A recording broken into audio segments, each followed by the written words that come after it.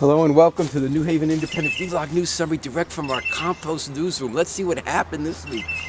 Well, one thing that did not happen is that we did not have to shovel a huge amount of snow. We got 4 inches, and it seemed like the big snow event of the whole season. So maybe the New York Times was right. Maybe even in February and March we need to get our bathing suits and hit the beaches at what the New York Times considers one of the great tourist beach towns in the world, New Haven. Something else that didn't happen is they did not cap the rent. There was a bill before the state legislature to cap annual rent increases at 4%. It didn't make it to a hearing. It got dropped this year, but there's always next year. In the meantime, rents nationwide have come down a little bit. Let's hope that happens here. Something else that didn't happen this week is City Hall did not take out the credit card and use it irresponsibly for political purposes. Let me explain. This is the week every year when the mayor proposes a new budget. It's an odd number year, which means the mayor runs for re-election. As a result, going back decades, mayors have always fudged the numbers. They take out the credit card, borrow money irresponsibly to pay later to get money up front. Once they tried to sell the same city building 3 times to count as revenue, or they downplay what we know is going to be more spending needed on pension debt or police overtime. Mayor Elicker introduced a budget, even though he's running for re-election, that raises taxes. It raises spending, not as much as inflation. It pays more for pension debt and overtime we know are going to need. It doesn't have irresponsible borrowing. Now, there are important issues in the months ahead when we look at the budget to say what we want to do as a city. Do we want to spend more for more police officers and to clean the parks?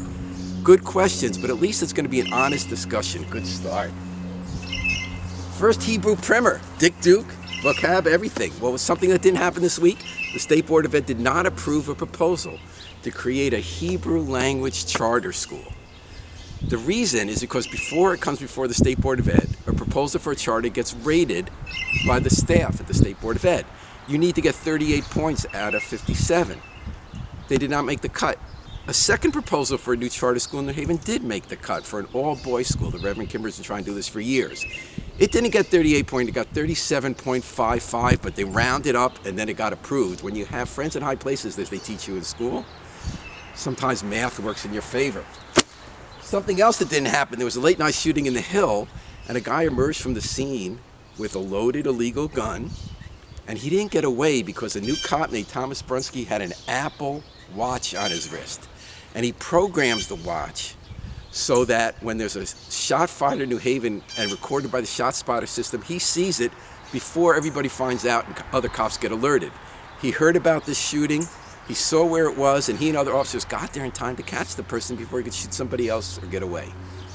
Brunsky is one of 80 officers who have started their jobs in New Haven just since the pandemic. There's a whole new generation, and they've been making sure that stuff doesn't happen. Like the other day, a guy threatened to shoot someone with a legal gun. He got on a bus and they caught him.